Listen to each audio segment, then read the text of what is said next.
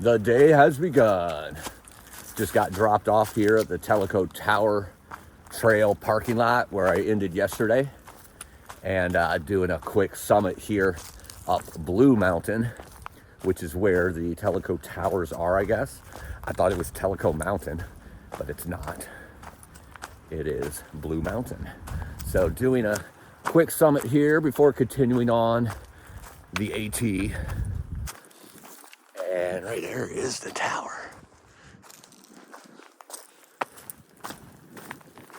It's going to be a beautiful day today. Mid 60s to 70. Nice 20-mile hike.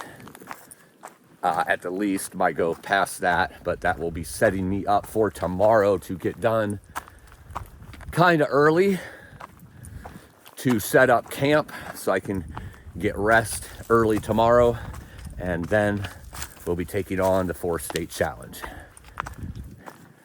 and we'll be in Pennsylvania quite soon. That's a good feeling, knowing that I will be leaving Virginia and then bouncing through 3 other states after being in Virginia about 25 days or so. That's going to be awesome. Not there yet. First comes the beautiful views of today and the eclipse and the roller coaster. It's going to be a beautiful day, and I can't wait. But for right now, let's finish summiting Blue Mountain. Standing on the summit of Blue Mountain. Towers are everywhere.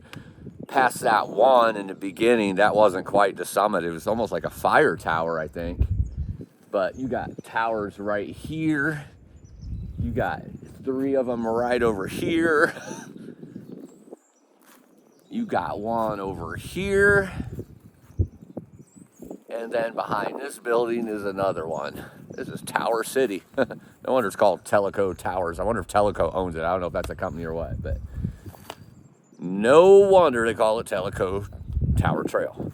But this is Blue Mountain, is the name of the mountain. And I'm standing on the summit first thing in the morning, and Blue Mountain is in the bag.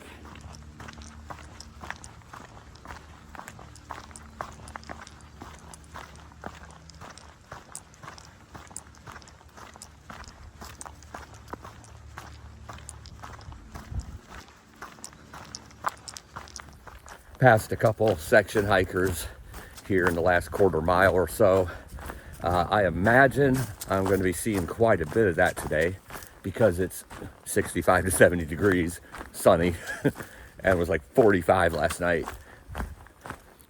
meaning absolutely perfect weather. And today is the partial solar eclipse. I think it's going to be like 88 to 90% from what I've seen coverage here. So as long as those clouds stay up in the sky, it's going to look pretty darn awesome. I'm hoping to get some really good views of hiking with that happening. It's going to be probably eerie to a little bit. Don't really know how dark it will look since it's not complete coverage. But past those couple of section hikers, like I said, I imagine that'll be a lot today, as people will probably want to be out enjoying this beautiful day, especially during that eclipse. But I keep laughing as I'm hiking here. I am not going to do this story justice, but leaving the Stumble Inn this morning, if you've seen the video yesterday, there was a couple gentlemen hikers and then a lady that was all there at the hostel too, and I passed them going the other direction, southbound, yesterday on the trail, and Chef and 5-0, and then Ellie, and we were all packed in the car in a Subaru to go back to our respective places.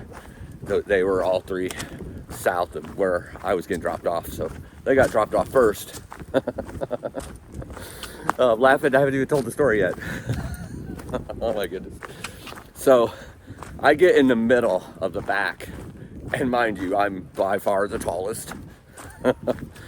My head comes to like a quarter or half an inch from the top of the roof of this thing, and I'm scrunched in the middle, because obviously I'm the through hiker that's been out here for a long time. They were, I think the gentlemen were through hiking, but were flip flopping and weren't, you know, that far into their hike yet.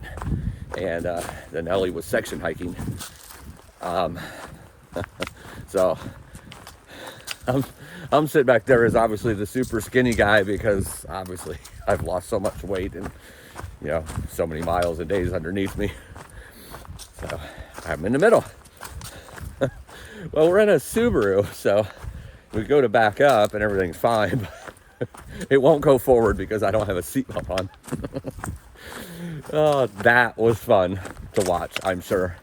After it was all said and done, I even said to the crew in the car that I should have had my video running so everybody could have seen that circus. Me trying to put a seatbelt on with people right next to me and getting in very uncomfortable positions.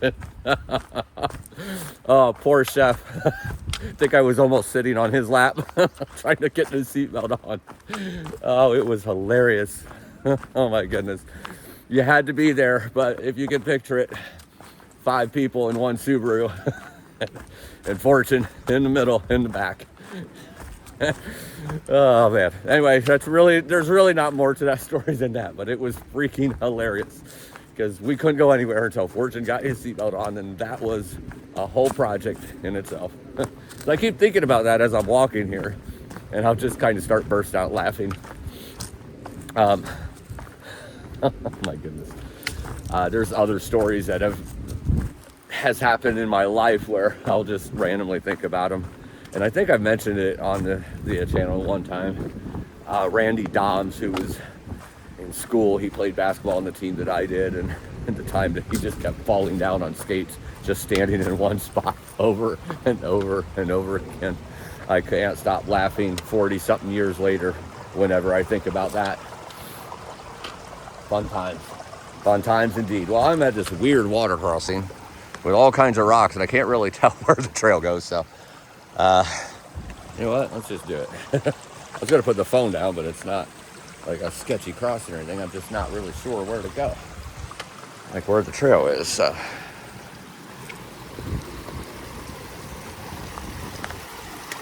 And that's a branch right in my face.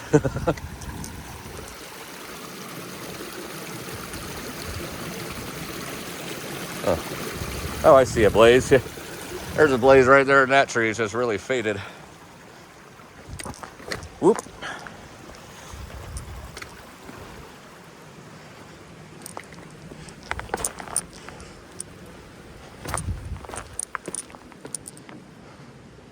Huh. I don't really know if I'm on the trail here now. I don't see any blazes, even faded ones, but I'm going to keep going this way because it kind of looks like it might be a trail. Hard to tell with the rocks. Oh, yeah, there it is. There's that trail up there. All right. But, yeah, just a good time this morning of feeling like an idiot trying to put a seatbelt on and my body just scooching up on Chef's lap. Probably got a little closer to Fortune than he ever wanted to get. And by the way, talking about the Stumble Inn, I absolutely love that place.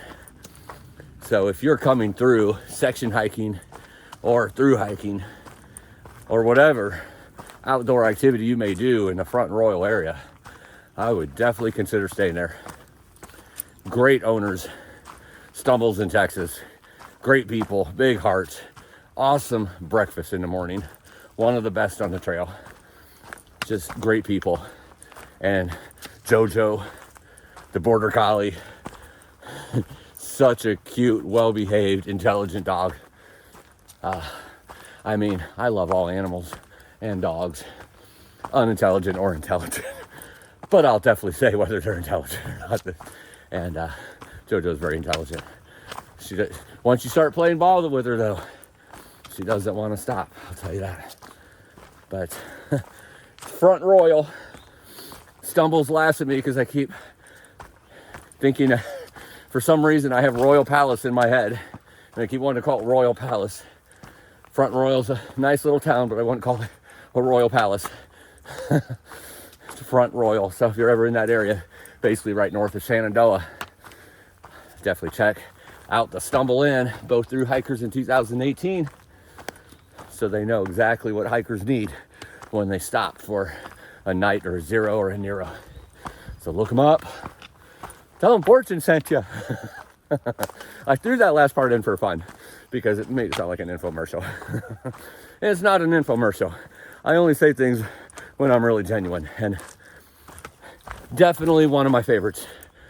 Chica and Sunsets is another one down in Franklin, and Green Dragon Hostel, which is new, stayed there this year. They're also one of my favorites. I have a lot of favorites, but I'd say those are my top three for sure, in no particular order of importance. Just great people, great owners at all three of them. Check them out. All right, I'm going to continue on this warm day. I'm already sweating and I haven't really done much climbing except for that first summit, and even that wasn't much. A lot of flat today and going down. Have definitely went up, just not an intense amount. It's just nice and warm and no wind, no breeze. So you're feeling that heat right off the bat today. And I'm loving it. Been missing this with everything in me.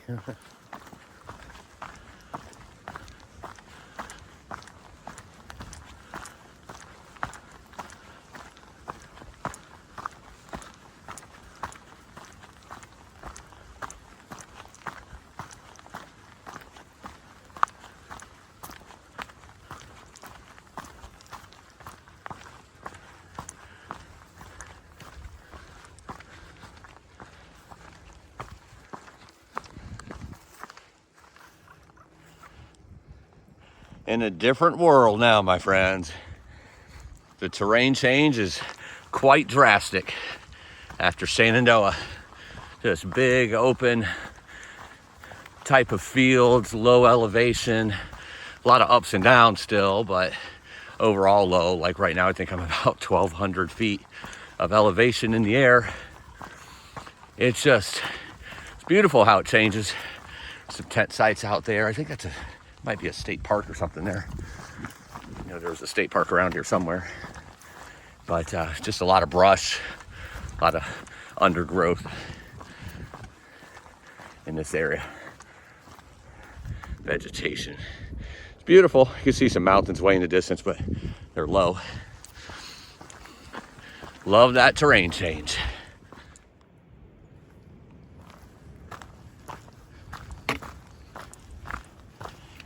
.8 to Harper's Ferry, which is in West Virginia, over the border from Virginia to another state. 32.8 miles from here.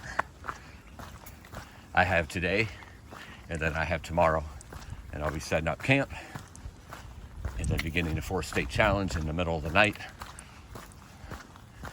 which is right on the West Virginia border, and I think it's about 3 or 4 miles from there to Harper's Ferry, and then you cross over into Maryland. And then go through Maryland for close to 40 miles, and then you cross over into Pennsylvania. So the 4-state challenge will be like 42, 43 miles. Any side trails I need for water or anything will be added to that, but 42 of trail. So looking forward to it. Going to be a long day, but I'm up for the challenge.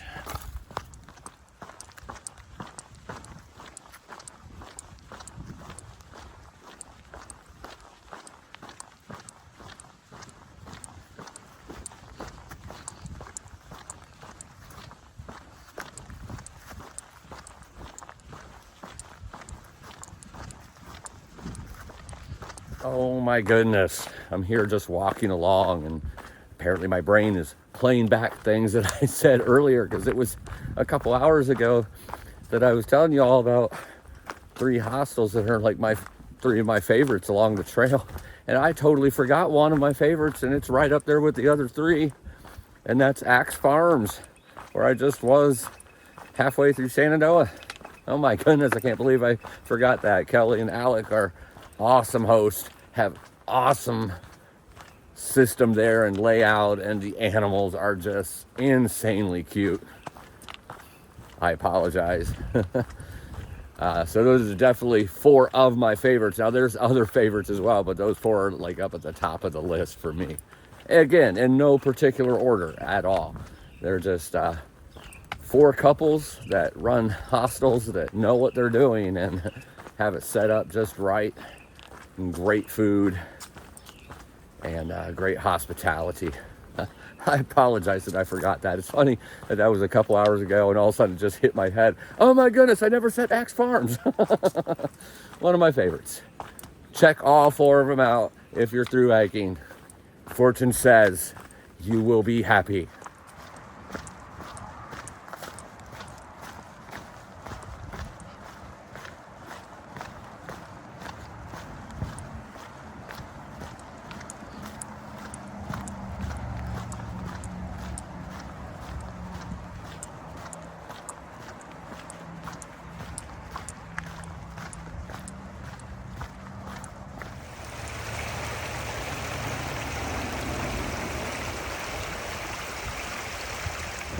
Nice busy road here, but at least they have signs for a trail crossing for people.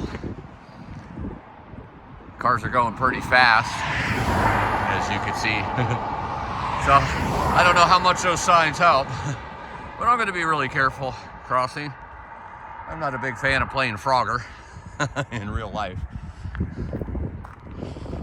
You can see the elevation just isn't that much around here. All right, let's get across.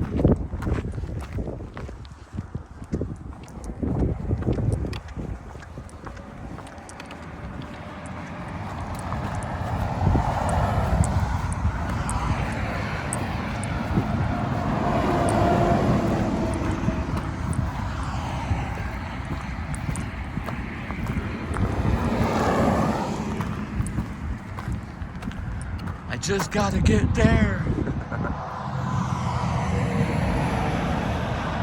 It's nice of them to put those signs up though.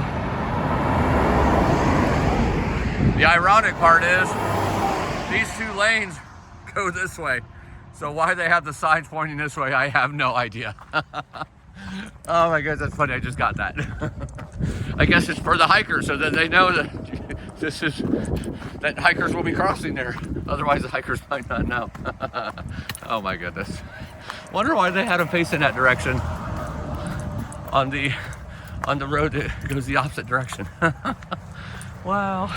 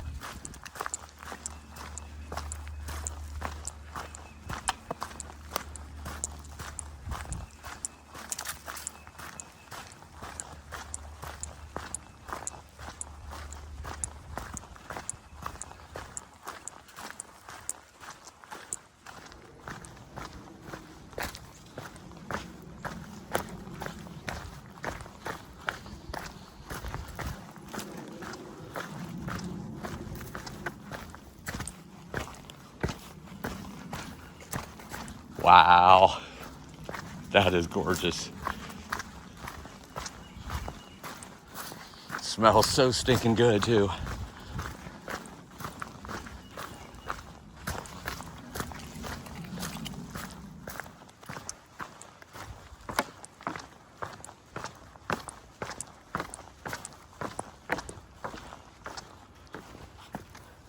Some of these boards need to be repaired.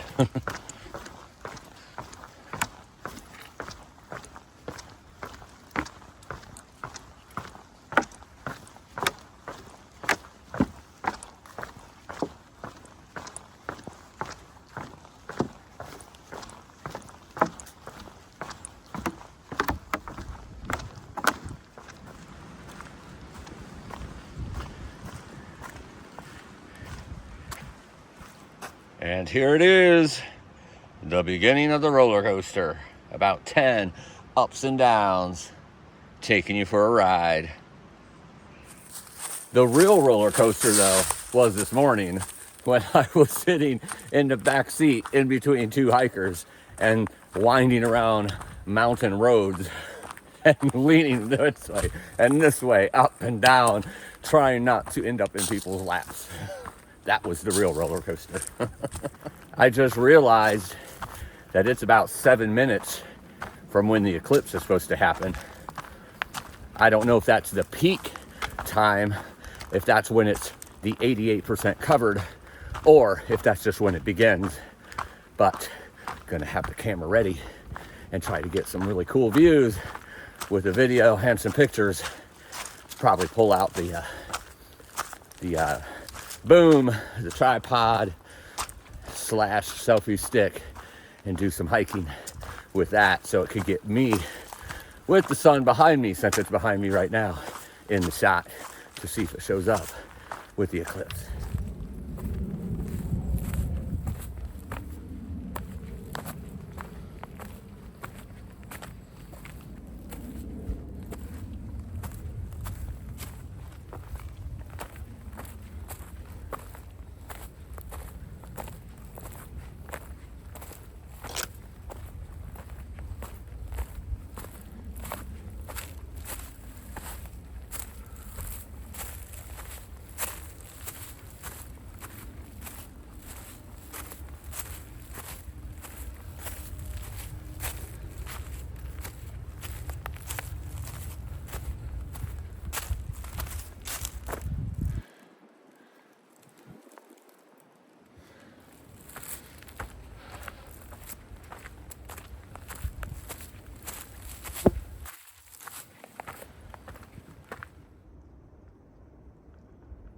Okay, so I got a little excited. Started recording, like, man, that sun doesn't look like it's doing much. I remember the eclipse back in, what was it, 07 or 17 or 18. And like, I could definitely tell that wasn't totality in the part of the country I was in at that point, but you could definitely tell it just like was real dim and kind of an eerie color and everything. Like, I don't know what's going on, so I had a little signal, so I looked it up. 2 o'clock is when it started. The peak time, though, is 3:20. Still like an hour and a half away. I got a little excited too quickly. I guess an eclipse doesn't happen in a 30-second span, does it? That would be moving way too quick.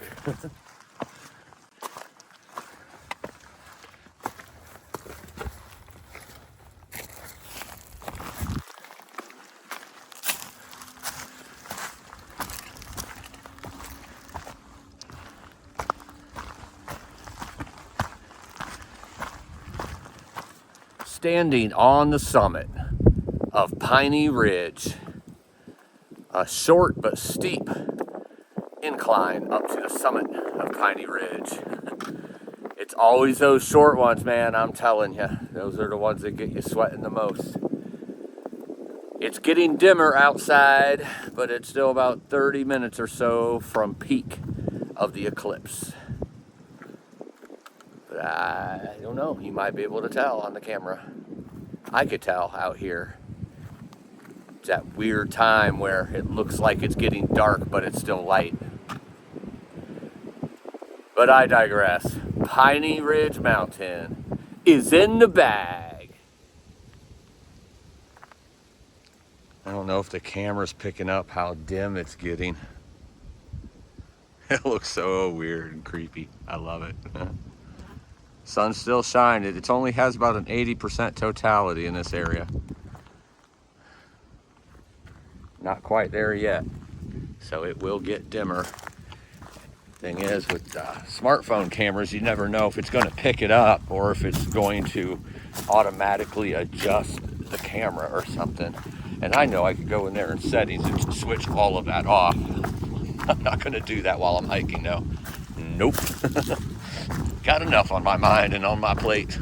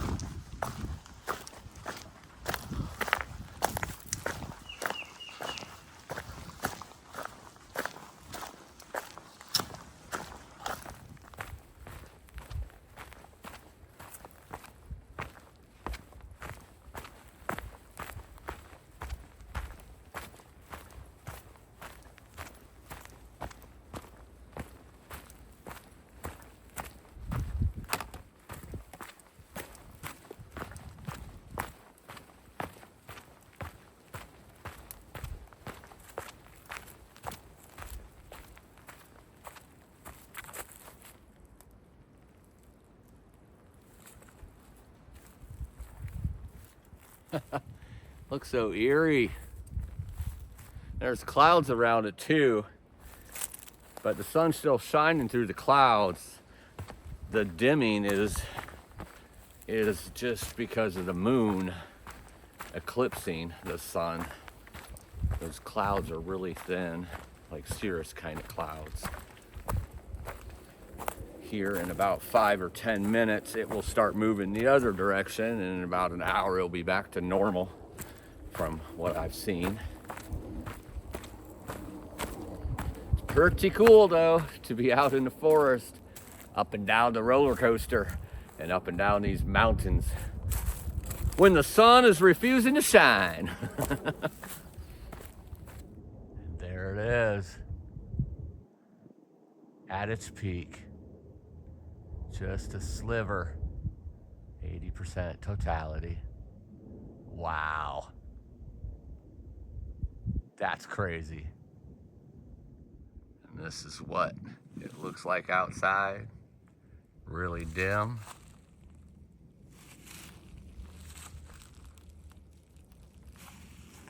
That's nuts.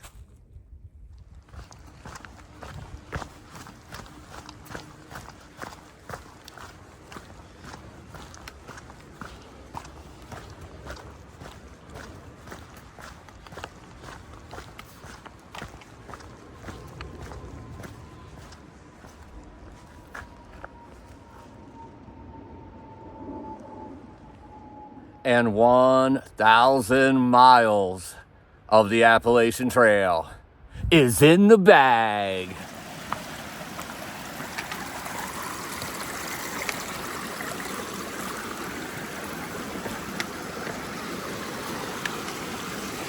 Oops. I needed to go this way.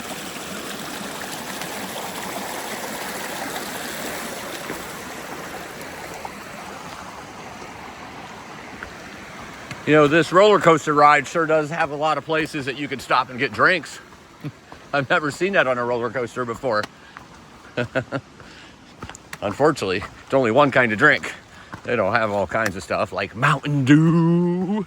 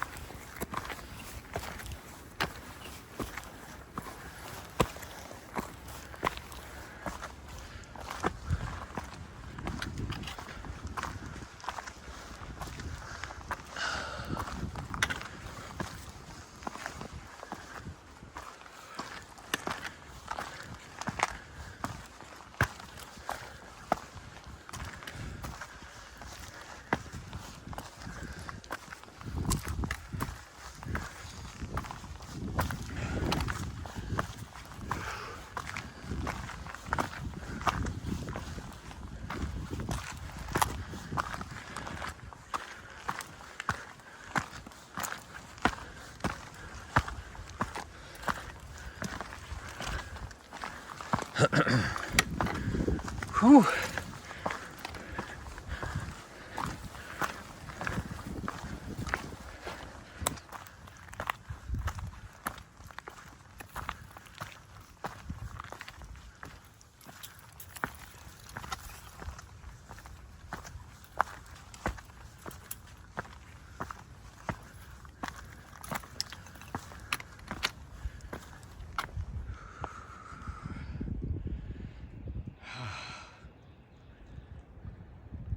Standing on the summit of Buzzard Hill. Socked in with trees on this side. You can see a little bit in this opening on this outcropping. It is warm right now. Just feeling a little breeze right now. That feels real good. But Buzzard Hill is in the bag. Up and down and all around and stub my toe upon the ground on the roller coaster. On the roller coaster.